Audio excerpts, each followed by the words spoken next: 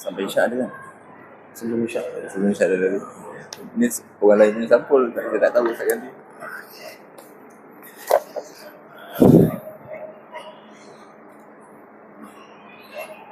Bismillahirrahmanirrahim. Assalamualaikum warahmatullahi ta'ala wabarakatuh.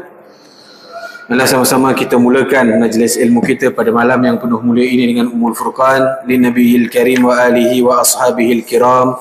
Al-Fatihah. A'udzu billahi minasyaitonir rajim.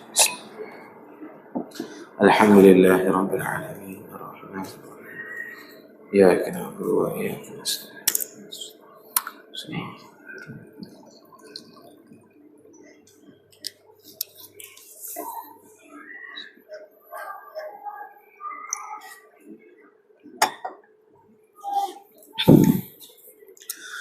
Alhamdulillahi rabbil alamin. Alhamdulillahilladzi an'ama 'alaina bil iman wa hadana ila dinil Islam. Alhamdulillahilladzi ja'alana min ummati sayyidina Muhammadin sallallahu alaihi wasallam. Kullama dzakarahu dzakiruna wa ghafala an dzikrihil ghafilun. Ya Rabbi bil Mustafa balligh maqasidana waghfir lana ma madha ya wasi'al karami. Ya Sayyidi sanadi ghawthi wa ya madadi kulli zahiran ala al-a'da'i bil madadi mujira hirdi wa khuz biyadi mada mudadi khalifatallahi fina ya muhayyaddini muradi ya muradi ya muradi muradi syah qadirullah muradi wa syauqi anta ya kutubaz zamani wujudi mazharullahi sultani. Allahumma salli ala habibika wa rasulika sayyidina Muhammadin asyrafil makhluqin wa ala alihi wa sahbihi wa man tabi'ahum bi ihsan ila yaumiddin. Qala rabbi shrah li sadri wa yassir li amri wa hlul 'uqdatam min lisani yafqahu qawli. Qala subhanaka la ilma lana illa ma 'allamtana innaka antal alimul hakim. Wa la haula wa la quwwata illa billahil aliyyil azim. Amma ba'd. Yang berusaha, Tuan Pengurusi serta Jawatan Pengurusan Surau yang saya muliakan, tuan-tuan imam, tuan-tuan Bilal, para asatizah, tuan-tuan guru, para alim ulama, tuan-tuan haji, hadirin yang dirahmati Allah Subhanahu wa taala. Pertama dan terutamanya, marilah sama-sama kita merafakkan setinggi-tinggi rasa syukur kita, puji kita ke hadrat Allah Subhanahu wa taala kerana dengan izin dan limpah kurnia, inayah serta riayahnya pada malam yang penuh mulia ini Allah Subhanahu wa taala masih lagi memberikan kita semua satu kesempatan, satu peluang dan satu ruang dalam kesibukan kita menguruskan hal-hal keduniaan. Allah bagi kita satu kesempatan untuk kita melangkahkan kaki, memberikan sedikit masa untuk kita memenuhi ruang-ruang saf yang ada dalam rumah Allah ini sebagai salah satu usaha kita meninggikan syiar agama Allah dengan pelaksanaan salat fardu secara berjamaah. Bersyukur juga kita ke hadrat Allah atas kurniaan sebesar-besar nikmat, iaitu nikmat Islam dan juga nikmat iman. Tidak juga dilupakan nikmat sebagai umat baginda Nabi Muhammad sallallahu alaihi wasallam, yang mana kerana menjadi umat Nabi lah kita diberikan kemudahan, keringanan, keberkatan, kerahmatan dalam kehidupan oleh Allah Subhanahu wa taala. Maka dengan asbab nikmat ini wajib kita senantiasa mensyukuri nikmat kurniaan Allah dengan ucapan dan kalimah alhamdulillah thumma alhamdulillah, insya-Allah. Apa khabar tuan-tuan hadirin yang dirahmati Allah Subhanahu wa taala? Moga senantiasa sihat wal afiah, sejahtera dan sentosa, sentiasa berada dalam naungan rahmat dan perlindungan daripada Allah Subhanahu wa ta'ala. Juga dalam masa yang sama ni kita ambil kesempatan untuk sama-sama mendoakan saudara-saudara kita yang berada di bumi Turki dan Syria yang sedang diuji oleh Allah Subhanahu wa ta'ala ini, agar diberikan ketabahan, kesabaran, ketenangan dan ditempatkan bersama orang-orang yang syahid di sisi Allah Subhanahu wa ta'ala. Amin Allahumma amin, insya-Allah. InsyaAllah tuan-tuan hadirin yang dirahmati Allah, pada malam ini kita sambung kembali pengajian kita dalam bab tasawuf yang kita sentuh dalam bab-bab yang umum untuk menambahkan dan menyucikan hati kita, menambahkan ilmu kerohanian kita sebagai salah satu usaha kita memantapkan syiar agama Allah dan meninggikan lagi dan meningkatkan lagi amal ibadah kita di sisi Allah Subhanahu wa Ta'ala. Jadi tuan-tuan hadirin yang dirahmati Allah, alhamdulillah sudah hampir lebih daripada 14 hari ataupun lebih daripada 2 minggu kita telah berada dalam bulan yang paling mulia di antara bulan-bulan yang mulia di sisi Allah, yang ini bulan Rajab, yang mana dalam bulan ini mempunyai fadilah serta keistimewaannya yang tersendiri. Di antara amalan yang dituntut untuk kita lakukan yang ini memperbanyakkan amal ibadah seperti solat sunat, membaca Quran dan sebagainya. Dalam riwayat yang lain juga mengajakkan kita, para sahabat baginda Nabi sallallahu alaihi wasallam menyebut, bila mana tiba bulan Rajab ini, baginda Nabi sallallahu alaihi wasallam akan menambahkan amal ibadahnya, akan menambahkan bilangan kebaikannya. Maksudnya kalau sebelum Rajab baginda Nabi sembahyang duha 2 rakaat, maka masuk bulan Rajab Nabi akan sembahyang lebih daripada 2 rakaat. Kalau sebelum Rajab kita dikurniakan baginda Nabi SAW hanya puasa pada hari Isnin, maka masuk bulan Rajab Isnin dan Kamis. Maksudnya kita juga perlu tambahkan amal ibadah kita dalam bulan Rajab. Kalau sebelum bulan Rajab ni tak pernah puasa sunat, jadi dalam bulan Rajab ini banyakkan puasa sunat. Dalam bulan Rajab tak pernah ngaji Quran, dalam bulan Rajab kita tambahkan dengan ngaji Quran. Kalau sebelum Rajab kita tak pernah berzikir kepada Allah, maka dalam bulan Rajab ini kita kena memperbanyakkan zikrullah. Dan bulan Rajab ini juga mengikut para alim ulama salafus salih yang terdahulu menyatakan merupakan bulan-bulan taubat kepada Allah Subhanahu wa Ta'ala, iaitu bulan yang kita dituntut untuk memperbanyakkan istighfar kepada Allah Subhanahu wa Ta'ala. Dengan istighfar yang mana kita rasa ringan, dengan istighfar yang mana kita rasa kita mampu buat, maka kita buatlah, kerana bulan ini bulan dituntut untuk kita memperbanyakkan istighfar, yang ini memohon keampunan daripada Allah Subhanahu wa Ta'ala. Dan istighfar itu mempunyai kelebihan dan manfaatnya yang tersendiri. Contohnya berdasarkan kisah Imam Ahmad ibn Hanbal radhiyallahu anhu. Imam Ahmad ibn Hanbal radhiyallahu anhu, pada satu ketika beliau ini duduk di Iraq, asalnya berduduk di Iraq. Maka tiba-tiba pada satu hari beliau ingin berhijrah, maksudnya hatinya berdetik untuk pergi ke daerah lain dalam Iraq juga, tapi ke bandar yang lain. Tak tahu kenapa, tak ada apa-apa tujuan, tapi hatinya terdetik untuk pergi ke sana, seolah-olah disuruh pergi ke satu bandar. Maka kata Imam Ahmad bin Hanbal, kenapa aku tak pasti. Lalu keesokan harinya dia mengambil keputusan, setelah beberapa hari hatinya bergerak untuk ke sana, maka dia pun bermusafir ke bandar berkenaan. Sampai di bandar berkenaan sudah pun lewat malam, ya ini ngam-ngam waktu itu waktu setengah solat maghrib.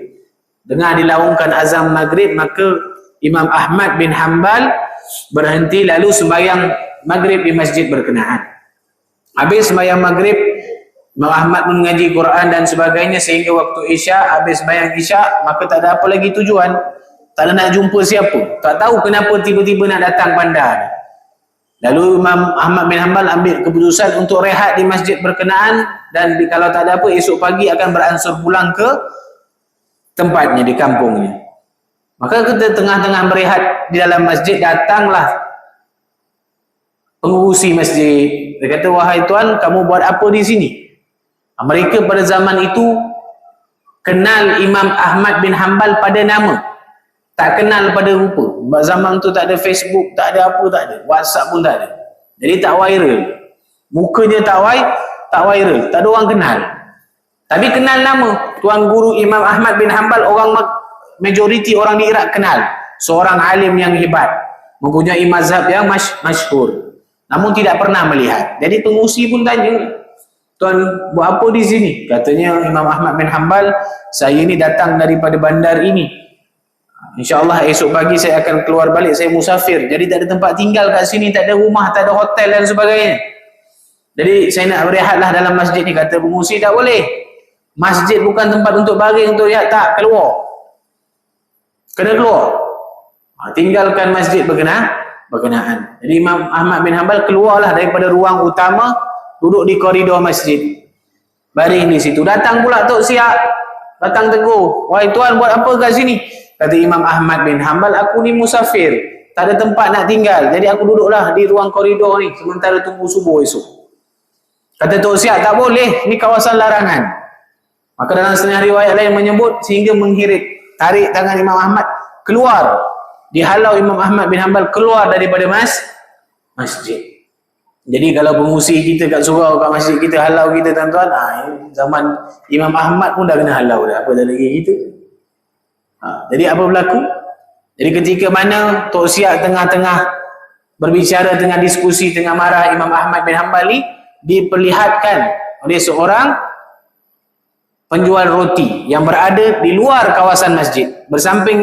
Berhampiran dengan masjid itu ada satu stall jual roti. Jadi orang tua juga. Orang tua tu melihat Imam Ahmad ni sedang dihalau pada waktu itu. Beliau tak kenal itu Ahmad bin Hanbal. Lalu dia offer Imam Ahmad, wahai tuan, duduklah rehat di belakang stall aku ni, ada satu bilik rehat. Rehatlah. Esok pagi lepas subuh boleh balik. Jadi kata Imam Ahmad bin Hanbal, terima kasih. Masjid tak boleh tinggal, kau bagi aku tinggal.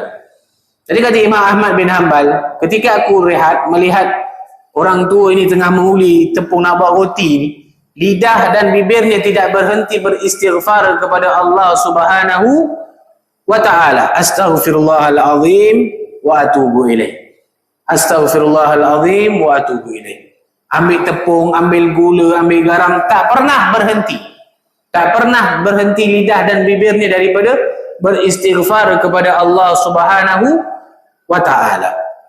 Maka Imam Ahmad rasa pelik, hebatnya orang tua ni senantiasa lazim lidah dan bibirnya kepada istighfar kepada Allah Subhanahu wa ta'ala. Lalu tengah-tengah orang tu tengah buat kerja dan tengah beristighfar kepada Allah, maka Imam Ahmad tanya, wahai tuan, dari tadi aku melihat tuan sedang istighfar kepada Allah. Sejak bila start amal ni? Sejak bila? Maka kata orang tua ini, sejak aku bujang lagi. Sekarang waktu tu umurnya hampir 60 tahun. Lebih kurang bayi Imam Ahmad bin Hanbal. Kata orang tua tu, sejak aku bujang lagi, sehinggalah sekarang ni tidak pernah aku berhenti beristighfar kepada Allah Subhanahu wa ta'ala. Istighfar yang saya sebut tadi, astaghfirullahalazim wa atubu ilaih. Maka Imam Ahmad bin Hanbal tanya, tak adalah Imam Ahmad bin Hanbal menghukum tak? Macam kita ini bukan ulama pun, bukan para wali sekali pun, bahkan bukanlah tuan guru pun. Tapi bila orang bermunajat, orang berzikir, kita pula tanya, salah tu, ini tak betul ni, kena baca begini. Tak, Imam Ahmad tak tegur macam tu. Imam Ahmad tanya, sejak bila, dan Imam Ahmad bin Hanbal tanya, apa manfaat yang diperoleh daripada istighfar ni? Sebab dah lama buat kan, apa yang kamu dapat? Maka kata orang tua ni, aku buat sejak bujang sehingga sekarang. Apa yang aku perolehi adalah segala hajat aku dikabulkan oleh Allah Subhanahu wa ta'ala. Semua hajat yang aku pinta dikabulkan, dimakbulkan oleh Allah Subhanahu wa ta'ala, kecuali satu hajat sahaja.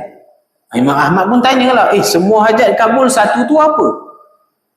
Maka kata orang tua berkenaan, hajat aku yang satu lagi adalah aku minta kepada Allah Subhanahu wa ta'ala, iaitu aku ingin sangat bertemu dengan Imam Ahmad bin Hanbal.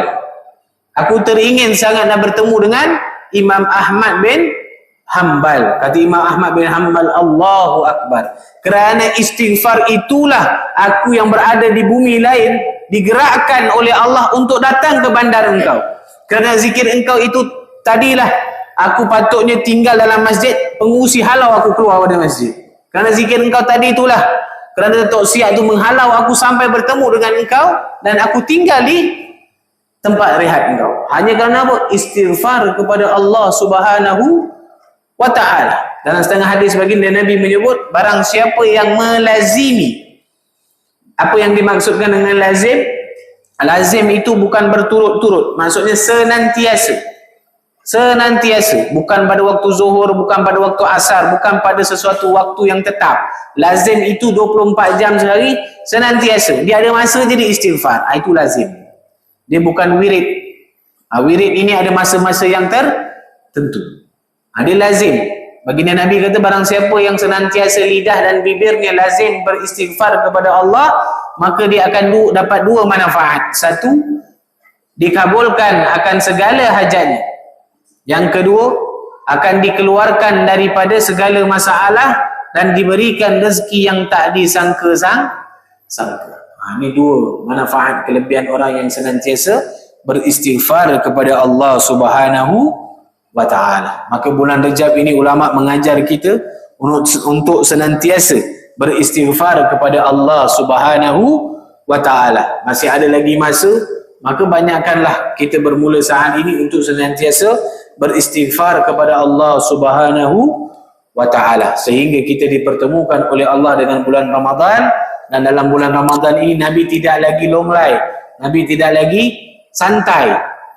Sahabat menyebut masuk saja bulan Ramadan Nabi telah pecut dengan amal ibadah. Jadi nak train dia nak santai bila? Bermula bulan Rejab, bulan Syaban, masuk saja Ramadan, kita perlu pecut dengan amal ibadah yang telah pun kita training dalam bulan Rejab dan Syaban. Baik, selesai tajuk yang pertama. Yang kedua, nak dikongsikan dengan tuan-tuan mengenai perihal siapakah guru, siapakah muallim, siapa itu murabbi dan siapa itu syekhul fatah. Berbeza. Tiga gelaran ini berbeza dan tidak semuanya sama. Muallim ini orang yang berilmu. Siapa sahaja yang ilmu namanya muallim. Macam guru-guru kita di sekolah, guru-guru kita di sekolah rendah, sekolah menengah, baik yang Islam bukan Islam. Itu semua muallim. Orang yang mempunyai ilmu. Jadi kita dituntut belajar ilmu. Belajarlah dengan siapa saja kita nak. Tak ada masalah. Ambillah, belajar. Dan kalaulah kita belajar suatu benda tanpa guru, maka kita akan terbabas. Dalam kata-kata salafus salih yang terdahulu, faman laisa lahu bihi syaikhun falahu syaikhu syaitan. Barang siapa yang tak ada padanya guru yang membimbing dalam satu perkara, maka gurunya adalah syaitan. Sebab tu bila kita belajar kitab-kitab agama, kitab-kitab nasihat, tak apa tuan-tuan, ada jual banyak sekarang ini, kan? Di toko-toko buku tu banyak. Nasihat bagi hati dan sebagainya. Tapi namanya, bila namanya kitab Muniyatul Musalli ke, Matla'al Badrin ke, apa saja kitab-kitab turas, pastikan ada guru. Walaupun kita baca sekalipun, janganlah kita mengambil takwil sesuka hati. Kerana perlu perbahasan dan perbincangan daripada guru-guru yang mempunyai sanad dan ilmunya. Itu muallim. Segala orang yang mempunyai ilmu. Namun muallim ini tidak boleh jadi murabbi. Muallim ini tak boleh jadi murabbi. Siapa pula murabbi? Murabbi orang yang boleh, guru yang boleh membimbing jiwa kita. Guru yang boleh membimbing jiwa, iaitu sudut kerohanian, yang boleh bimbing jiwa kita. Maksud bimbing jiwa ni senantiasa jumpa kita, bila kita jumpa dia ajar kita nasihat, beri amalan untuk kita ikut, beri amalan untuk kita lakukan, menasihati kita dalam setiap sudut. Kenapa kena ada murabbi dalam hidup ni? Kenapa kena ada murabbi? Kerana kalau tak ada murabbi, kita rasa kita guru sendiri, kita rasa sendiri kita ni tuan guru, kita ulama sendiri, kita wali sendiri tanpa ada guru, maka itulah kita akan tergelincir, kita akan rasa diri kita hebat, kita akan ada ditambahkan dengan perasaan hawa nafsu seperti riak, ujub, takabur. Kita rasa kita hebat. Aku dah ngaji kitab, puluh-puluh kitab dah aku ngaji kita. Tak perlu guru, tak perlu mazhab, tak perlu sebagainya, tak boleh. Ini tak boleh. Sebab apa? Perlu guru. Guru itulah yang akan membimbing rohani dan jiwa kita. Sebab tu ada istilah muallim tadi kita dah jelaskan, ni murabbi atau muslik. Ini guru-guru yang suluk kepada Allah Subhanahu wa ta'ala. Muallim ni ramai, banyak ada. Kat sekolah kita pun banyak muallim. Saya pun bukanlah saya lebih bawah daripada muallim, orang yang berkongsi. Saya bukan ustaz, bukan guru. Berkongsi saja ilmu dengan tuan-tuan. Jadi murabbi ini tak ramai. Jarang-jarang kita jumpa. Dia tak ramai. Murabbi ini tak ramai. Jadi perlu kita cari. Zaman sekarang ni kalau nak cari murabbi macam mana? InsyaAllah kita lagi kita kongsikan macam mana. Jadi itu murabbi. Murabbi yang akan membimbing. Murabbi ni tak ramai. Tapi kita tak boleh ikut semua murabbi. Hanya satu saja yang kita pandukan. Kalau kita pilih seorang ni lah yang kita ikut. Kenapa tak boleh ramai-ramai? Kalau ramai, kita ada satu masalah, kita tanya dengan 10 kepala. 10 kepala bagi 10 jawapan, kita pening. Bila kita pening, nanti kita tinggal satu masalah agama. Maka sebab tu perlu kita pilih satu murabbi seorang aja. Ikut sahaja murabbi ni seorang. Itu beza muallim dan murabbi. Dan yang ketiga iaitu Syekhul Fatah. Tadi muallim, orang yang kita boleh ambil ilmu daripadanya. Murabbi kita pilih siapa kita nak jadikan dia murabbi kita. Kalau Syekhul Fatah, beliaulah yang akan pilih siapa anak muridnya. Ini lebih tinggi daripada murabbi. Itulah para awliya Allah Subhanahu wa ta'ala dan para guru-guru yang masyayikh yang tingkatnya dah lebih tinggi. Dia pula yang pilih anak murid. Bukan semua boleh jadi anak murid. Hanya yang dipilih sahaja. Jadi bagaimana cara untuk kita mendapatkan murabbi zaman ini? Untuk mudah kita faham, murabbi ini dengan manhaj dan metod yang berbeza. Metodologi, cara dia belajar, cara dia mengajar, cara dia bagi zikir, amalan itu berbeza. Manhajnya berbeza. Namun pada hari ini kita lihat adanya tarekah yang mu'tabar. Itulah murabbi. Mu'tabar seperti Idrisiyah, Sanusiyah, Dusukiyah, Al-Qadiriyah, Rifa'iyah, Ba'lawiyah, Naqsyabandiyah, yang mana mu'tabar, yang mana patuh syarak, yang telah disahkan oleh pihak berkuasa agama bahawa boleh diikuti. Maka kita cari siapa masyayikhnya yang boleh kita jadikan murabbi. Dan caranya bagaimana? Seperti saya sebut tadi, macam mana nak dapat guru murabbi ini? Maka berkata Syekh Abdul Qadir Al-Jailani ketika mana ditanya oleh anak muridnya, walaupun Syekh Abdul Qadir Al-Jailani seorang guru yang masyhur, namun dia tak cakap pun bila anak murid tanya, wahai tuan guru, bagaimana aku nak dapatkan seorang murabbi? Dia tak pula declare, akulah murabbi, kau ikut aku je. Tak ada. Tapi apa yang diajarkan oleh Syekh Abdul Qadir Al-Jailani kepada anak muridnya, kata Syekh Abdul Qadir Al-Jailani, wahai anak muridku, kalau kau nak dapat syekh murabbi yang sah, yang mutasil sanadnya, yang betul jalannya di sisi Allah Subhanahu wa ta'ala, maka bangunlah pada 1/3 malam. Ya, ini di antara tengah malam waktu subuh lah, 1/3 malam. Kalau kita ni kurang lebih pukul 3 pagi.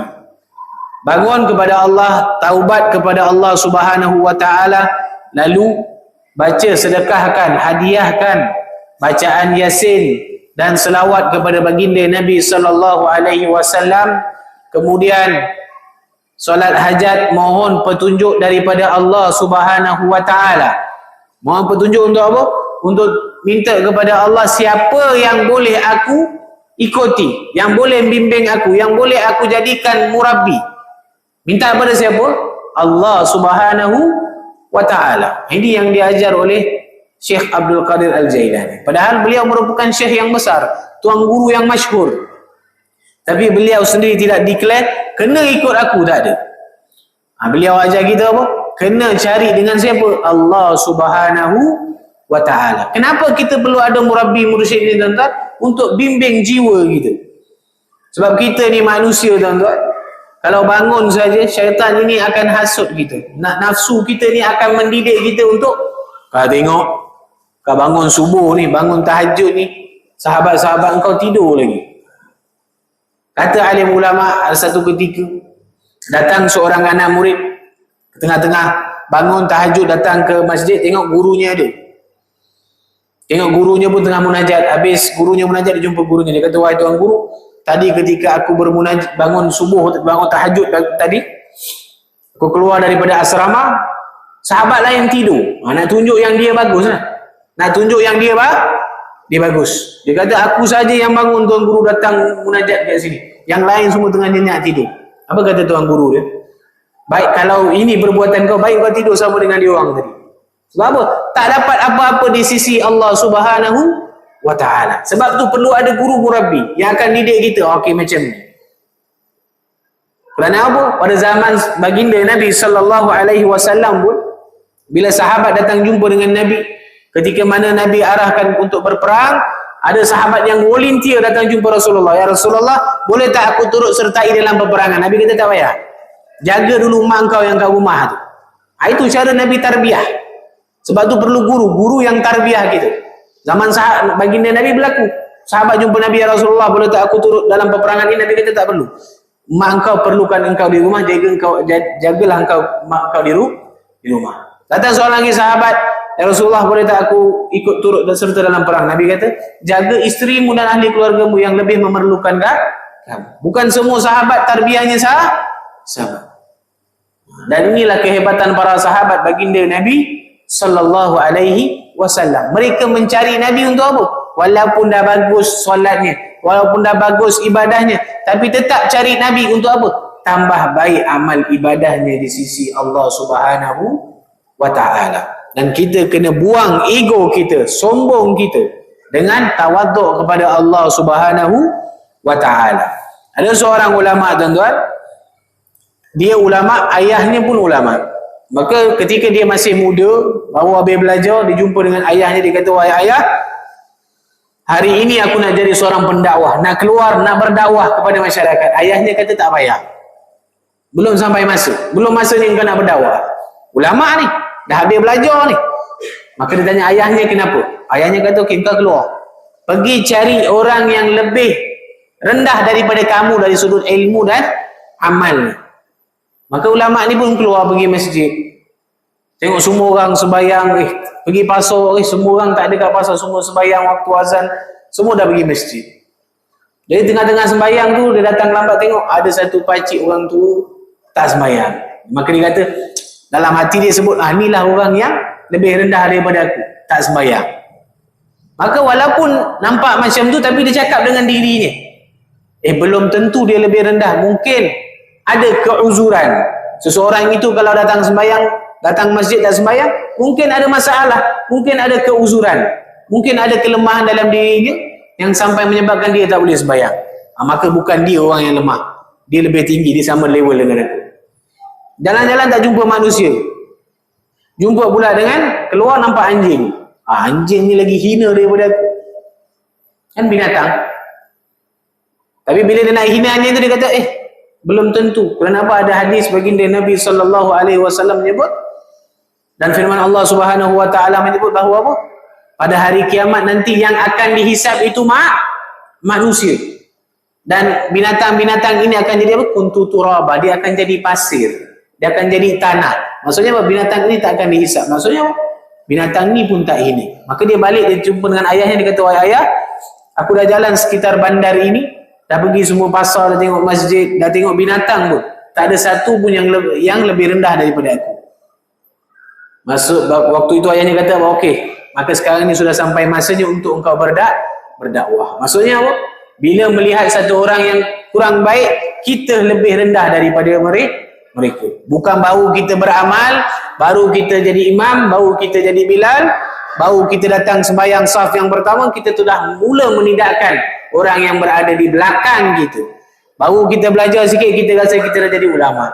Baru kita berzikir sikit, kita pandang rendah orang yang tak datang sembahyang dan sebagainya. Sebab tu perlu murabbi yang mendidik jiwa kita ke arah kebaikan di sisi Allah Subhanahu wa ta'ala. Dan kalau tak ada murabbi mursyid, memang mudah untuk kita tergelincir kepada penyakit-penyakit hati seperti riak, ujub, takabur dan sebagainya.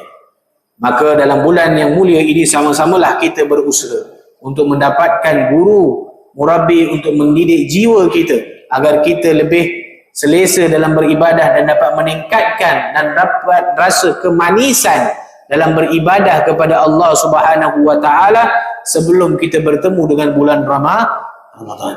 Sebab bulan Ramadan ini bulan yang seperti saya sebut tadi, bulan untuk kita pecut. Dah tak ada istilah baru nak buka kitab, baru nak ngaji mana sah mana tak sah, baru nak cari apa itu.